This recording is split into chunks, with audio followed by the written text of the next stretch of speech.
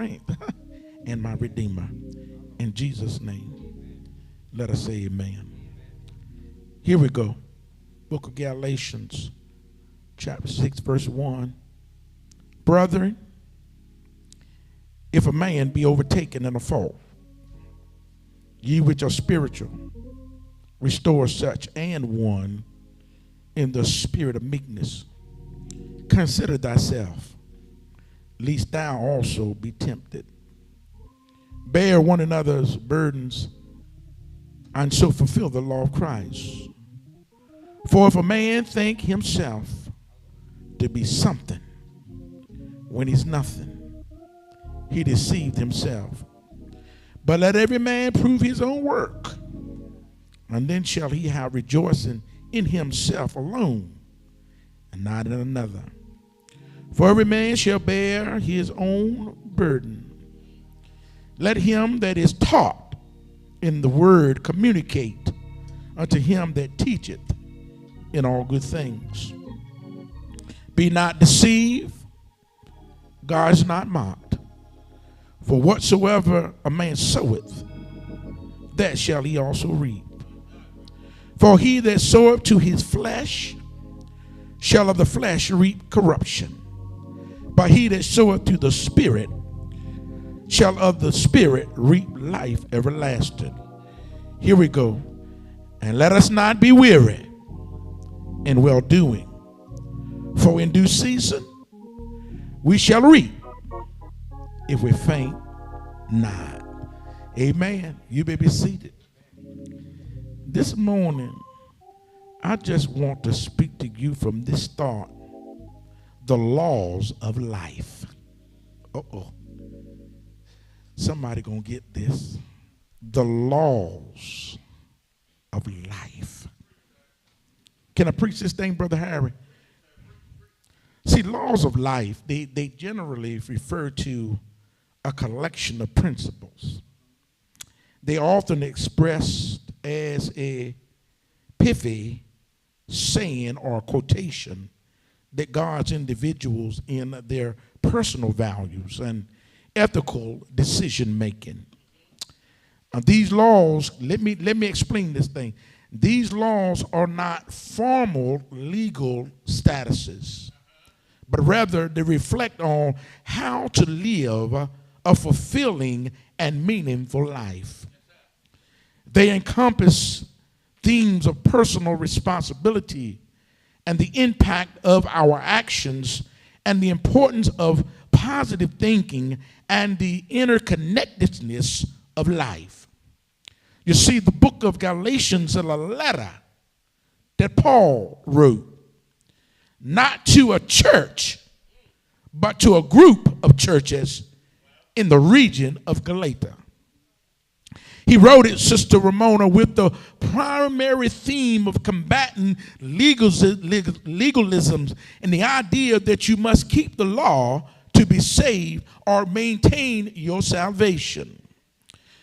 But there are people today, Deacon Lee, who say that if you do not keep the law, you cannot be saved. And then there are people that say you do not have to keep the law to be saved. You can be saved by grace. But if you do not keep the law, you lose your salvation. Come on, there's people that believe it. And hundreds of thousands of people believe that today, and it's not so unusual. So Paul here addresses the practical aspects of Christian living within a community. He emphasizes restoration and burden bearing and seed sowing to urge believers to restore those caught in sin with gentleness. Helps one another, he said, help one another to carry burdens and be mindful of the consequences of their actions, reminding them that they will reap what they sow. Can I preach this thing? So there are principles in life, and the more I read about a gentleman that we all know named Isaac Newton.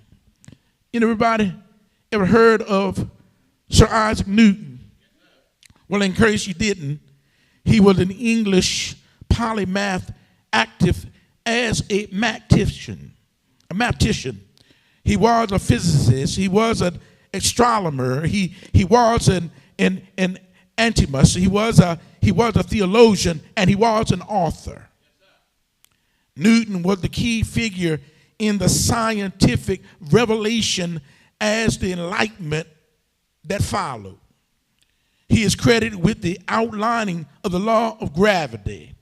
In other words, he did not create the law of gravity. Come on, but he brought it into our attention. Here's what he said. And have you ever heard these words? What goes up must come down. Well, that is what Newton said. And then there are Newton's laws on motion. We going somewhere. Y'all stay with me. And mathematical work. He was a brilliant man, and he was a man who believed in God. In the universally understood that what goes up must come down is an universally understood that an object at rest will remain at rest until acted upon by an outside force. In other words, if I put this pencil here and nothing moves that pencil gonna stay right where it is unless something moves it. And some of you today, you're gonna sit right where you are unless something moves you. And sometimes you got to allow the Spirit of God to move you in order to be moved. Say yeah. In other words, there's somebody that want to move, but unless something shakes you, you're gonna sit right there. Am I right about it? And so he also talked about the object of motion is where it remains motionless until an act of some type of outside force moves it. And some of us, if God didn't allow the Spirit to be in us, we wouldn't be able to move. We call these laws, and these are the laws because they happen to the same way every time. Preach, boy, we're going somewhere. There are truths that are understood because they are unquestionably understood, and because they are witnessed by an effect, they are caused by witness, and they affect everyone. And these are the laws of science and the laws of nature are both. But where did these laws come from? I'm so glad that you asked. These laws came from the Lord. Let me go over some laws before I go to my text. Have anybody ever heard of the law of cause and effect? Well, in case you haven't, the law of cause and effect poses that every action have a consequence and we reap what we sow. It emphasizes taking responsibility for our own choices and own actions. In other words, when you make the decision, stop playing the blame game. In other words, your choices is your choices and your life is your life, and you can't blame your life on nobody else but yourself. Say yeah. There is a law of attraction. Have you ever heard of the law of attraction? Well, the law of attraction suggests that positive or negative thoughts brings about positive or negative experiences in your life. If you're always thinking negative, you're going to always get negative. Say yeah. But if sometimes you move the negative out of the way and allow yourself to think positive, a lot of times you're going to get positive results. Can I preach this thing like God gave it to me? There's a law of vibration. Have you ever heard of the law of vibration? Well, if you haven't, let me break it down to you. The law states that everything in the universe, including thoughts and emotions, vibrates at a certain frequency. Aligning with positive vibrations can lead to positive experiences. Have you ever heard of the law of correspondence? Well, in case you haven't, let me break it down to you. The law suggests that our external realities reflect our internal states. As above, so below, and within, so without, meaning that our inner world influences our outer world. Say yeah. In other words, what's in you will come out, and what will come out is what's in you. Can I preach this thing like God gave it to me? There is a law of rhythm. Has anybody ever heard of the law of rhythm? Well, if you haven't heard of the law of rhythm, here it is. The law suggests that everything in life has a cycle or a rhythm. Your heart has a cycle and a rhythm. Say yeah. And if you know anything about singing, there's a cycle and a rhythm. And if you got your cycle right, your rhythm will be right. Say yeah. Boy, you better preach this thing. And we can find balance by understanding and working with these natural circles and cycles. There's a law of gender. Can I break it down to you like this? This law, come on, here it is, often associates with the yin and the yang. Somebody gonna get that, the yin and the yang. The yin and the yang. The yin and the yang. It suggests that masculine and feminine energies exist in everything, and balance between these energies is essential. In other words, all of us got masculinity and femininity. And when you know who you are and whose you are, you'll know what you are. I need to preach this thing like God gave it to me. In other words, I might have feminine traits, but I know I'm masculine. Say yeah. In other words, if somebody had to tell me I'm a man, then I'm messed up. If somebody got to tell you you're a woman, then you messed up. Because you ought to know which you are, because there's a thing called yin and yang. We're going somewhere. Y'all stay with me just for a minute, and we're going to get you out of here. Divine oneness. The law emphasizes that the interconnectedness of all things suggests that we are all part of a larger whole. In other words, we are part of something larger than we are. There's something that's a whole thing and not a piece of thing. And God is a whole God, not a piece of God. I wish I feel like preaching now. The law of preeminence. The law reminds us that everything is consistently changing and nothing lasts forever. Things are changing, Sister Ramon. And what got you here won't keep you here. What brought you to this point won't keep you here if you're not willing to change some stuff. And somebody here, you got to be willing to change. There's a law called Kidlin's Law. Kidlin's Law. K-I-D-I-N law. The law poses the clearly write. Listen, hear what this law said. It said if you have a problem, write it down. If you got a problem, write it down. If you write down the problem, sometimes you can solve it if you can see it. I feel like preaching this thing. Here's one that everybody ought to know. Have you ever heard of Murphy's Law? Murphy's Law is humorous, and it suggests that if something can go wrong, it probably will. And then there is the law of inspiration and inspired actions. This law emphasizes taking action based on intuition and a sense of inner guidance. Anybody ever had a gut feeling? Oh, how many of you know that your gut won't never lead you wrong? Sometimes your gut will lead you to stuff that you really thought you wanted to know, but you really didn't. Oh, I wish I had somebody to help me today. Sometimes you said, if I see it, I'll believe it. And sometimes you say, if I see it, I got it. But sometimes you can't handle what you see. You might not want to see everything. I know there's somebody in here today that said, listen, tell me the truth, but sometimes you can't handle the. And that's all of these laws. Bring me to some laws. Well, in the book of Galatians, chapter 6, verses 1 through 9, I stop by just for a few minutes to tell somebody if you can apply these laws to your life, it's going to make you better. Sometimes it hurts and you might feel bitter, but just shake off the bitterness and get better. Say, yeah.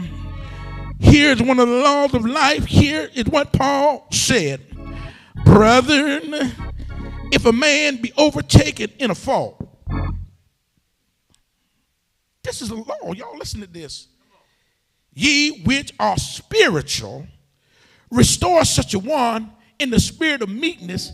Consider thyself, lest thou also be tempted. In other words, just because it got me don't mean it can't get you. Just because I'm going through right now, don't talk about me, because the same thing can happen to you. What makes you exempt from temptation? The same temptation that can get me can get you. The same places that I've gone can get you if you're not careful. So be careful who you talk about, because you could end up in the same place where God had delivered me from. These are some laws. And guess what? When you see somebody doing something, don't talk about them. Help them. Restore them. Get them back to where they need to be with gentleness and kindness. Because when you go through your season, you're going to want somebody to be gentle and kind to you. These are laws of life. Watch what this other law says. Bear ye one another's burden and sorrows, so fulfill the law. In the church, we say we one body. And when one part hurts, the whole body is affected by it. How can you be a Christian and somebody else is hurting and going through and you said that's their problem? Y'all ain't talking to me. See, if I were telling y'all naming and claiming and stabbing and grabbing and God's got a blessing with your name written on it, you would love it. But I found out that I got to eat everything that's on the smorgasbord. I just can't pick out what I like. I got to eat all of it. And some of y'all don't like to eat what's good for you. You just want to eat what tastes good to you. Watch what the text said. These are some laws. For if a man think himself to be something. Yeah, some of y'all in here think y'all something. Y'all really think you something. You always looking down on everybody else. You always can see everybody else's fault. You can see everybody else's mess. You can smell everybody else's stink. But you stinking and can't smell it.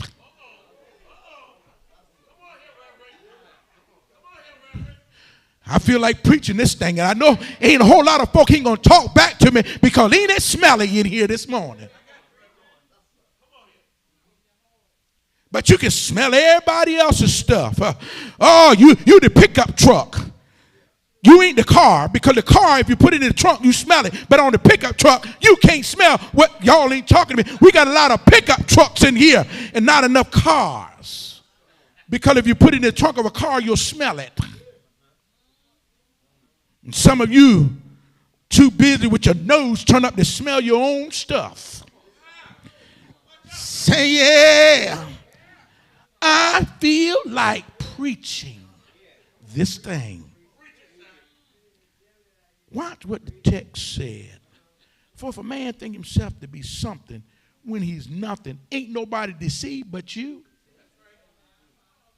You ain't deceiving nobody but yourself. You ain't fooling nobody but yourself. You ain't fooling me, because if none of us bathe, we all stink. Preach this thing, boy, then I'm going home. Watch what the text said. For every man shall bear his own burden. In other words, there's times I'm going to help you, and sometimes you got to help yourself. Am I right about it? Matter of fact, it's good for me to help you to bear your burden, but when I'm going through, I got to bear my own stuff. I got to deal with my own stink. I got to deal with my own mess. And I heard an old man say one time a fox can smell his own hole. I got to deal with my own stuff. And what gets me about church folk is that they are so quickly to tear one another down and slow to lift each other up. Am I right about it? We're almost there. Verse 6, these are laws of life. Let him that is taught in the word communicate unto him that teacheth in all good things. If the preacher is teaching you good stuff, why can't you let him know every now and then that, Pastor, you're doing all right? I don't care what it looks like. You're teaching us, you're preaching, you're leading us, and just because you lead a horse to the water don't mean that you can make him drink. Say yeah. In other words, as long as I'm doing what I'm supposed to do, I need to quit worrying about what others don't do. In other words, can I talk to some parents here? When you raise your children the best that you can, and they go out and make dumb decisions, you keep your head up because you know that you brought them up in the right way. And just because they go the wrong way, you ought not feel ashamed because people are calling and talking about your family. Say yeah. Let them talk about your family all they want. Because the last time I heard, you got some messed up family members too. Can I preach this thing like God gave it to me? Don't talk about gay people in my family. You got some too. Say yeah. Don't talk about drunkards in my family. You got some too.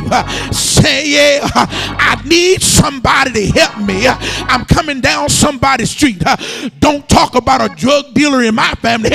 You got some in your family too. Say yeah. I don't know who I'm talking to, but I feel like preaching this thing. Don't talk about my wife running when your wife is, y'all ain't talking to me. Say yeah. Don't talk about where my husband is when you don't know where yours is. I need somebody to talk to me.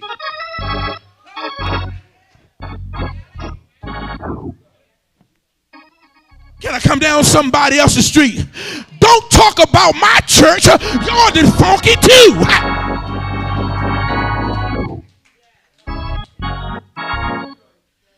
Can I preach this thing like God gave it to me? Be not deceived. God is not mocked. For whatsoever a man soweth, that he gonna also reap. Say yeah. If you sow corn, you're not gonna get beans. You're gonna get corn. Say yeah. If I sow corn, I can't expect to get watermelons because I sowed corn. Say yeah. So if you sow in bad seed, how you think you're going to reap good seed? If you both, y'all ain't talking to me. I'm trying to give y'all some laws for life. Say yeah. And don't be playing with God because he said he won't be mocked. Here we go. Here we go. I'm about to go home.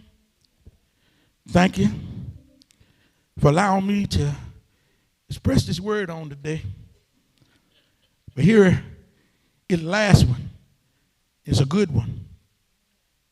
Let not us be weary in doing what's right.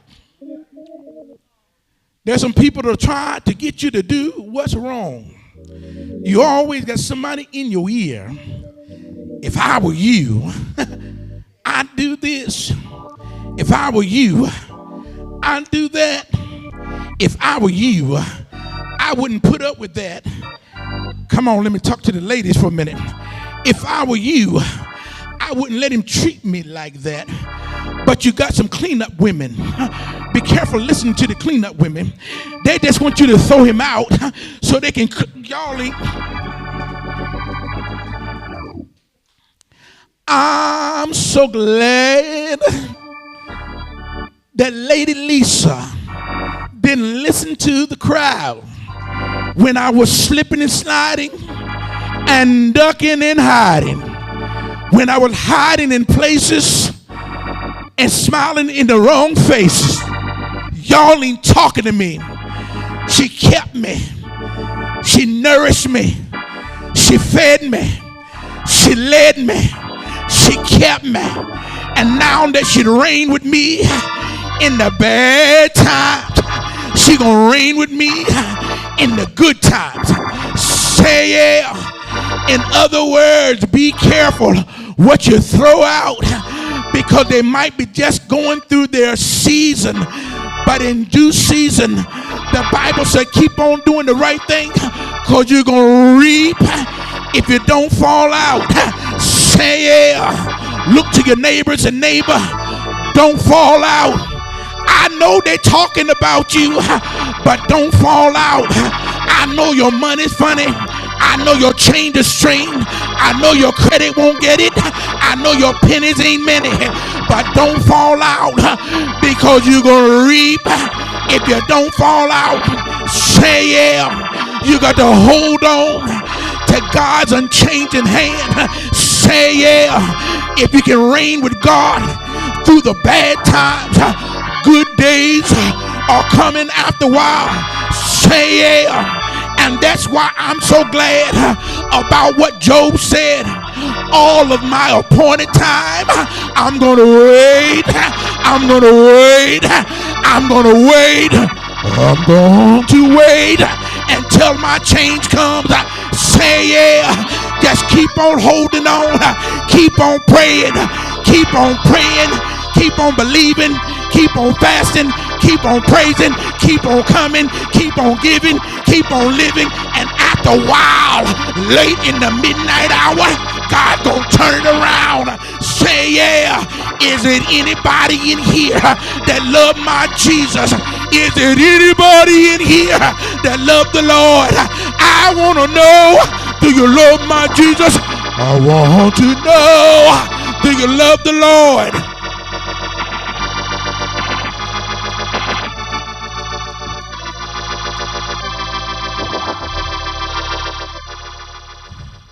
These are some laws for your life. Galatians chapter 6, verses 1 through 9. Read them. Hide them in your heart. Apply them. And at the end, you're going to reap if you don't fall out.